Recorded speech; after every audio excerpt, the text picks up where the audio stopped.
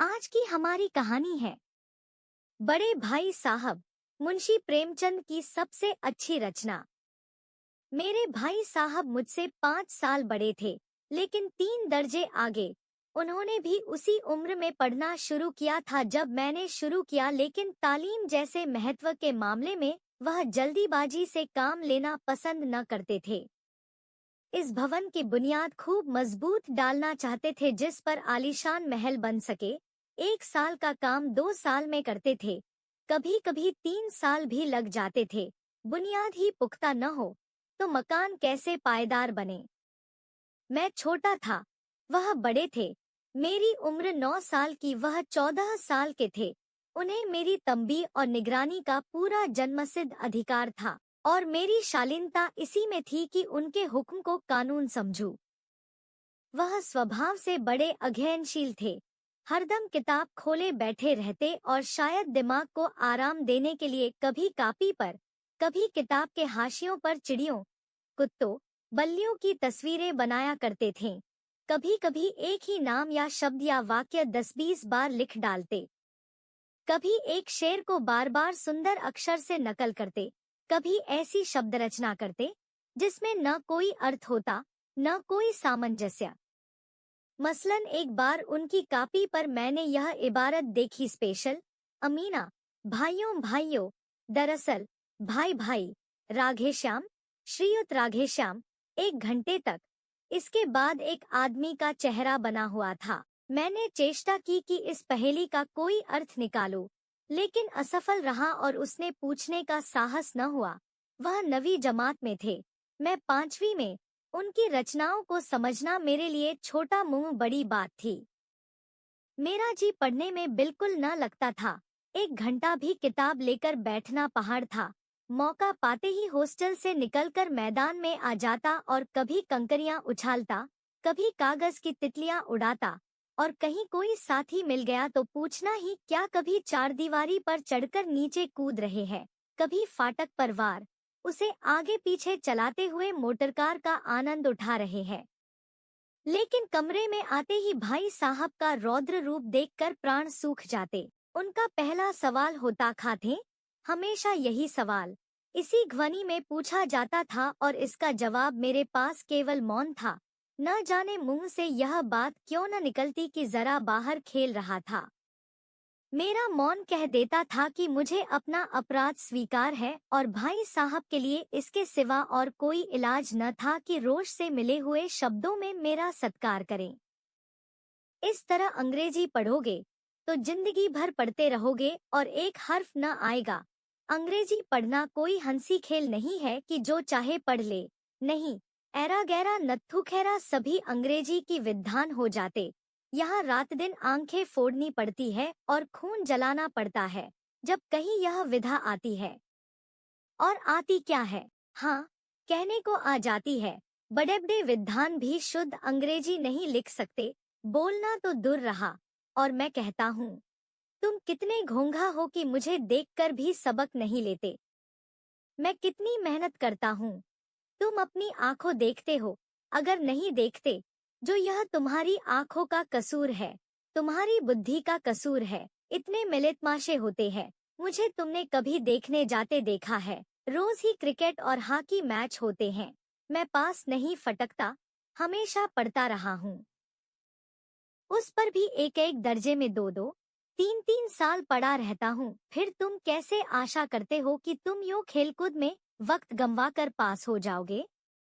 मुझे तो 2 ही 3 साल लगते हैं, तुम उम्र भर इसी दर्जे में पड़े सड़ते रहोगे। अगर तुम्हें इस तरह उम्र गंवानी है तो बेहतर है घर चले जाओ और मजे से गुल्ली डंडा खेलो। दादा की गाढ़ी कमाई के रुपए क्यों बर्बाद करते हो? मैं यह लताड़ सुनकर आंसू बहाने लगता। जवाब ही क्या था? अपराध तो मैंने किया, लताड़ कौन सहे? भाई साहब उपदेश की कला में निपुण थे। ऐसी ऐसी लगती बातें कहते, ऐसे ऐसे सूक्तिबाण चलाते कि मेरे जिगर के टुकड़े टुकड़े हो जाते और हिम्मत छूट जाती। इस तरह जान तोड़कर मेहनत करने की शक्ति मैं अपने में न पाता था और उस निराशा में जरा देर के लिए मैं सोचने लगता, क्यों न घर चला जाऊं। जो काम मेरे बूते के बाहर है उसमें हाथ डालकर क्यों अपनी जिंदगी खराब करूं? मुझे अपना मूर्ख रहना मंजूर था, लेकिन उतनी मेहनत से मुझे तो चक्कर आ जाता था। लेकिन घंटे 2 घंटे बाद निराशा के बादल फट जाते और मैं इरादा करता कि आगे से खूब जी लगाकर पढ़ूंगा। चटपट एक टाइम टेबल बना डालता, बिना पहले से नक्शा बनाए, बिना कोई स्कीम तैयार किए काम कैसे शुरू करूं? टाइम टेबल में खेलकूद की मद बिल्कुल उड़ जाती।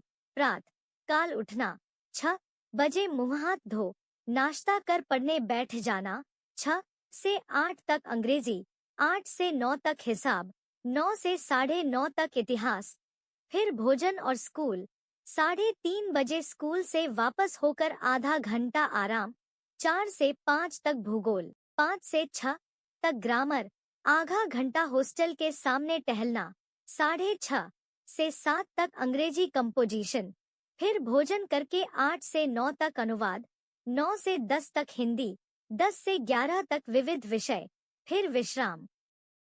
मगर टाइम टेबल बना लेना एक बात है, उस पर अमल करना दूसरी बात। पहले ही दिन से उसकी अवहेलना शुरू हो जाती।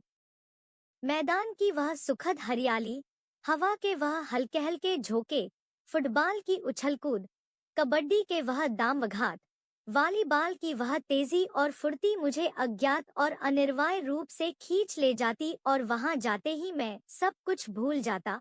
वह जानलेवा टाइम टेबल, वह आंखफोड़ पुस्तकें किसी की याद न रहती, और फिर भाई साहब को नसीहत और फजीहत का अवसर मिल जाता। मैं उनके साये से भागता, उनकी आंखों से दूर रहने की चेष्टा करता, कमरे में इस तरह दबे पांव आता कि उन्हें खबर न हो। उनकी नजर मेरी ओर उठी और मेरे प्राण निकले। हमेशा सिर पर नंगी तलवार सी लटकती मालूम होती, फिर भी जैसे मौत और विपत्ति के बीच में भी आदमी मोह और माया के बंधन में जकड़ा रहता है। मैं फटकार और घुड़कियां खाकर भी खेलकूद का तिरस्कार न कर सकता। सालाना इम्तिहान हुआ, भाई साहब फेल हो गए, मैं पास हो गया और दर्जे में प्रथम आया। मेरे और उनके बीच केवल 2 साल का अंतर रह गया। जी मैं आया, भाई साहब को आड़े हाथों लूं। आपकी वह घोर तपस्या कहाँ गई? मुझे देखिए, मजे से खेलता भी रहा और दर्जे में अव्वल भी हूँ, लेकिन वह इतने दुखी और उदास थे कि मुझे उनसे दिली हमदर्दी हुई और उनके घाव पर नमक छिड़कने का विचार ही लज्जास्पद जान पड़ा। हाँ, अब मुझे अपने ऊपर कुछ अभिमान हुआ और आत्माभिमान भी बढ़ा। भाई साहब का वहरोब मुझ पर न रहा। आजादी से खेल कूद में शरीक होने लगा। दिल मजबूत था। अगर उन्होंने फिर मेरी फजीहत की, तो साफ कह दूंगा, आपने अपना खून जलाकर कौन सा तीर मार लिया। मैं तो खेलते कूदते दर्जे में अव्वल आ गया। जवाब से हेकड़ी जताने का साहस न होने पर भी मेरे रंग रंग से साफ जाहिर होता था कि भाई साहब का वह आतंक अब मुझ पर नहीं है। भाई साहब ने इसे भाप लिया। उनकी ससहसत बुद्धि बड़ी तीव्र थी और एक दिन जब मैं भोर का सारा समय गुल्ली डंडे की भेंट करके ठीक भोजन के समय लौटा, तो भाई साहब ने मानो तलवार खींच ली और मुझ पर टूट पड़े। देखता हूँ, इस साल पास हो गए और दर्जे में अव्वल आ गए, तो तुम्हें दिमाग हो गया है। मगर भाईजान, घमंड तो बड़े का नहीं रहा। तुम्हारी क्या हस्ती है। इतिहास में रावण का हाल तो पढ़ा ही होगा। उसके चरित्र से तुमने कौन सा उपदेश लिया, या यूं ही पढ़ गए? महज इम्तिहान पास कर लेना कोई चीज नहीं, असल चीज है बुद्धि का विकास। जो कुछ पढ़ो, उसका अभिप्राय समझो। रावण भूमंडल का स्वामी था। ऐसे राजों को चक्रवर्ती कहते हैं। आजकल अंग्रेजों के राज्य का विस्तार बहुत बढ़ा हुआ है, पर इन्हें चक्रवर्ती नहीं कह सकते। संसार में अनेकों राष्ट्र अंग्रेजों का आधिपत्य स्वीकार नहीं करते, बिल्कुल स्वाधीन है। रावण चक्रवर्ती राजा था। संसार के सभी महीप उसे कर देते थे। बड़े बड़े देवता उसकी गुलामी करते थे। आग और पानी के देवता भी उसके दास थे। मगर उसका अंत क्या हुआ? घमंड ने उसका नाम निशान तक मिटा दिया। कोई उसे एक चिल्लू पानी देने वाला भी न बचा। आदमी जो कुकर्म चाहे करे, पर अभिमान न करे। इतराए नहीं, अभिमान किया और दीन दुनिया से गया। शैतान का हाल भी पढ़ा ही होगा। उसे यह अनुमान हुआ था कि ईश्वर का उससे बढ़कर सच्चा भक्त कोई है ही नहीं। अंत में यह हुआ कि स्वर्ग से नरक में ढकेल दिया गया। शाहिरों ने भी एक बार अहंकार किया था, भीख मांग मांग कर मर गया। तुमने तो अभी केवल एक दर्जा पास किया है और अभी से तुम्हारा सिर फिर गया, तब तो तुम आगे बढ़ चुके। यह समझ लो कि तुम अपनी मेहनत से नहीं पास हुए। अंधे के हाथ बटेर लग गई, मगर बटेर केवल एक बार हाथ लग सकती है, बार बार नहीं। कभी कभी गुल्ली डंडे में भी अंधा चोट निशाना पड़ जाता है, उससे कोई सफल खिलाड़ी नहीं हो जाता। सफल खिलाड़ी वह है जिसका कोई निशान खाली न जाए। मेरे फेल होने पर न जाओ, मेरे दर्जे में आओगे तो दांतों पसीना आएगा। जब अलजबरा और ज्योमेट्री के लोहे के चने चबाने पड़ेंगे और इंग्लिस्तान का इतिहास पढ़ना पड़ेगा। बादशाहों के नाम याद रखना आसान नहीं।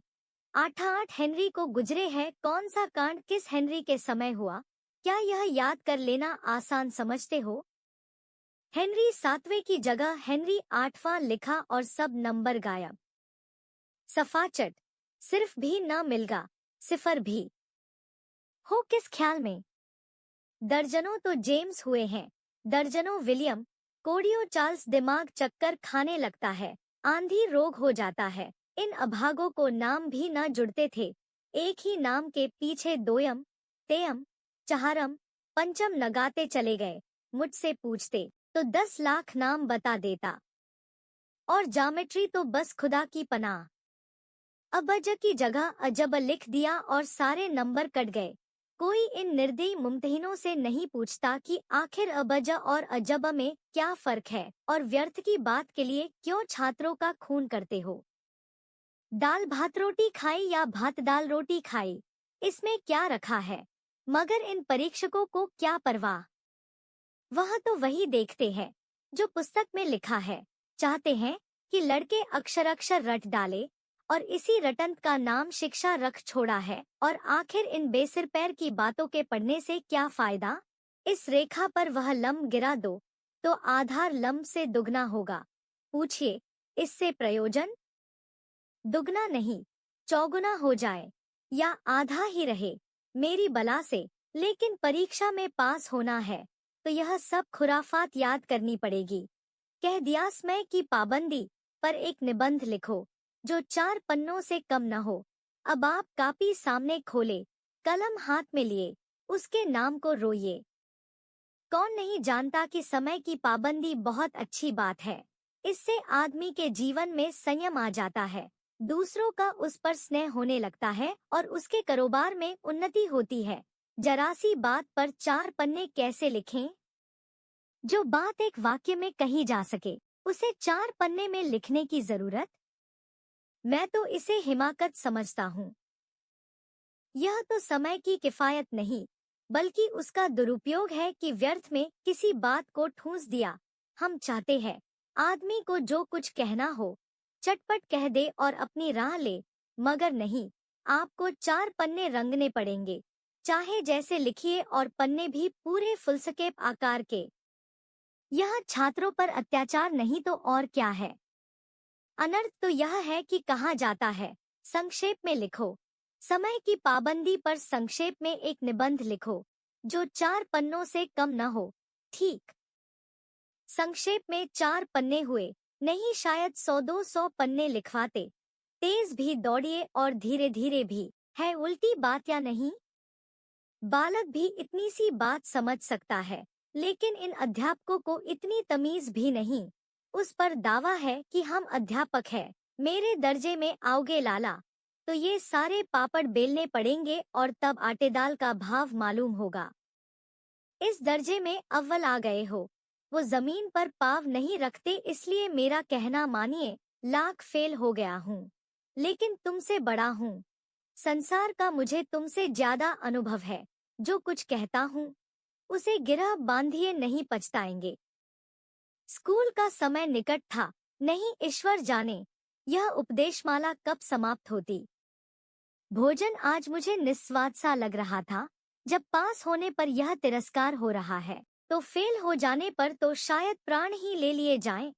भाई साहब ने अपने दर्जे की पढ़ाई का जो भयंकर चित्र खींचा था, उसने मुझे भयभीत कर दिया। कैसे स्कूल छोड़कर घर नहीं भागा, यही ताज्जुब है। लेकिन इतने तिरस्कार पर भी पुस्तकों में मेरी अरुचि जो कि त्यों बनी रही।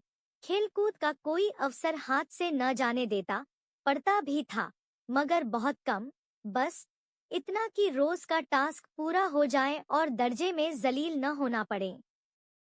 अपने ऊपर जो विश्वास पैदा हुआ था, वह फिर लुप्त हो गया और फिर चोरों का सा जीवन कटने लगा। फिर सालाना इम्तिहान हुआ और कुछ ऐसा संयोग हुआ कि मैं इफर पास हुआ और भाई साहब फिर फेल हो गए। मैंने बहुत मेहनत न की पर न जाने कैसे दर्जे में अव्वल आ गया। मुझे खुद अचरज हुआ। भाई साहब ने प्राणांतक परिश्रम किया था, कोर्स का एक एक शब्द चाट गए थे। 10 बजे रात तक इधर, 4 बजे भोर से उभर, 6 से 9:30 तक स्कूल जाने के पहले मुद्रा कांतिहीन हो गई थी, मगर बेचारे फेल हो गए। मुझे उन पर दया आती थी। नतीजा सुनाया गया तो वह रो पड़े और मैं भी रोने लगा। अपने पास होने वाली खुशी आधी हो गई। मैं भी फेल हो गया होता तो भाई साहब को इतना दो खना होता, लेकिन विधि की बात कौन टाले। मेरे और भाई साहब के बीच में अब केवल एक दर्जे का अंतर और रह गया।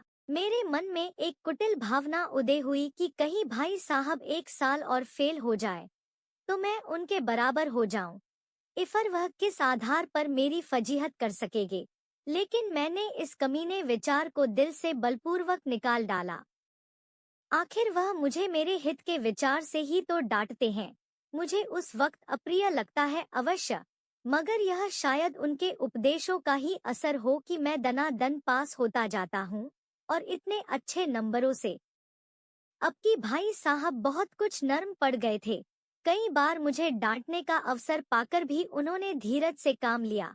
शायद अब वह खुद समझने लगे थे कि मुझे डांटने का अधिकार उन्हें नहीं रहा, या रहा तो बहुत कम। मेरी स्वच्छंदता भी बढ़ी। मैं उनकी सहिष्णुता का अनुचित लाभ उठाने लगा। मुझे कुछ ऐसी धारणा हुई कि मैं तो पास ही हो जाऊंगा, पढ़ूं या न पढ़ूं मेरी तकदीर बलवान है। इसलिए भाई साहब के डर से जो थोड़ा बहुत बढ़ लिया करता था, वह भी बंद हुआ। मुझे कनकोए उड़ाने का नया शौक पैदा हो गया था और अब सारा समय पतंगबाजी ही की भेंट होता था। इफर भी मैं भाई साहब का अदब करता था और उनकी नजर बचाकर कनकोए उड़ाता था। मांझा देना, कन्ने बांधना, पतंग टूर्नामेंट की तैयारियां आदि समस्याएं अब गुप्त रूप से हल की जाती थी। भाई साहब को यह संदेह न करने देना चाहता था कि उनका सम्मान और लिहाज मेरी नजरों से कम हो गया है। एक दिन संध्या समय हॉस्टल से दूर मैं एक कनकौआ लूटने बनतहाशा दौड़ा जा रहा था। आंखें आसमान की ओर थी और मन उस आकाशगामी पथिक की ओर जो मंद गति से झूमता पतन की ओर चला जा रहा था। मानो कोई आत्मा स्वर्ग से निकलकर विरक्त मन से नए संस्कार ग्रहण करने जा रही हो। बालकों की एक पूरी सेना लगे और झड़दार बांस लिए उनका स्वागत करने को दौड़ी आ रही थी। किसी को अपने आगे पीछे की खबर न थी। सभी मानो उस पतंग के साथ ही आकाश में उड़ रहे थे, जहां सब कुछ समतल है, न मोटरकारें हैं, न ट्राम, न गाड़ियां। सहसा भाई साहब से मेरी मुठभेड़ हो गई, जो शायद बाजार से लौट रहे थे। उन्होंने वही मेरा हाथ पकड़ लिया और उग्रभाव से बोले, इन बाजारी लौंडों के साथ ढेले के कनकौए के लिए दौड़ते तुम्हें शर्म नहीं आती? तुम्हें इसका भी कुछ लिहाज नहीं कि अब नीची जमात में नहीं हो, बल्कि 8वीं जमात में आ गए हो और मुझसे केवल एक दर्जा नीचे हो। आखिर आदमी को कुछ तो अपनी पोजीशन का ख्याल करना चाहिए। एक जमाना था कि लोग 8वां दर्जा पास करके नायब तहसीलदार हो जाते थे। मैं कितने ही मिडलचियों को जानता हूँ जो आज अव्वल दर्जे के डिप्टी मजिस्ट्रेट या सुपरिटेंडेंट है। कितने ही 8वीं जमात वाले हमारे लीडर और समाचार पत्रों के संपादक हैं। बड़े बड़े विद्वान उनकी मातहती में काम करते हैं और तुम उसी 8वें दर्जे में आकर बाजारी लौंडों के साथ कनकौए के लिए दौड़ रहे हो। मुझे तुम्हारी इस कमकली पर दुख होता है। तुम जहीन हो, इसमें शक नहीं, लेकिन वह जहन किस काम का जो हमारे आत्मगौरव की हत्या कर डाले? तुम अपने दिन में समझते होगे, मैं भाई साहब से महज एक दर्जा नीचे हूँ और अब उन्हें मुझको कुछ कहने का हक नहीं है। लेकिन यह तुम्हारी गलती है।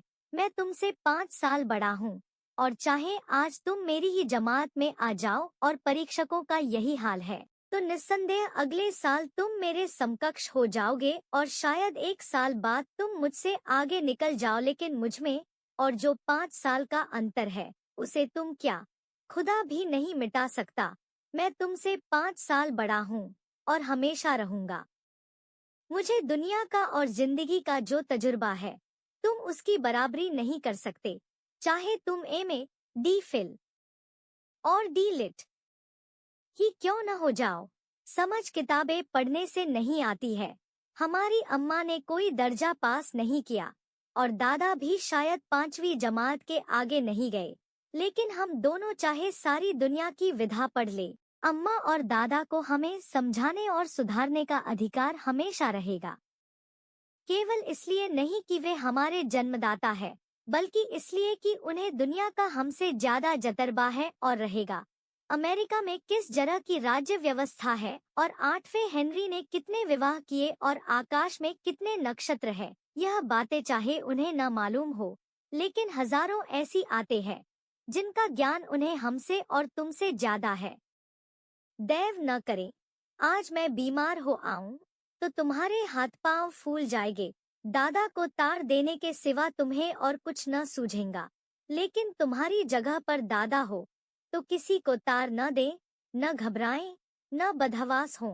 पहले खुद मरज पहचान कर इलाज करेंगे, उसमें सफल न हुए तो किसी डॉक्टर को बुलाएंगे। बीमारी तो खैर बड़ी चीज है।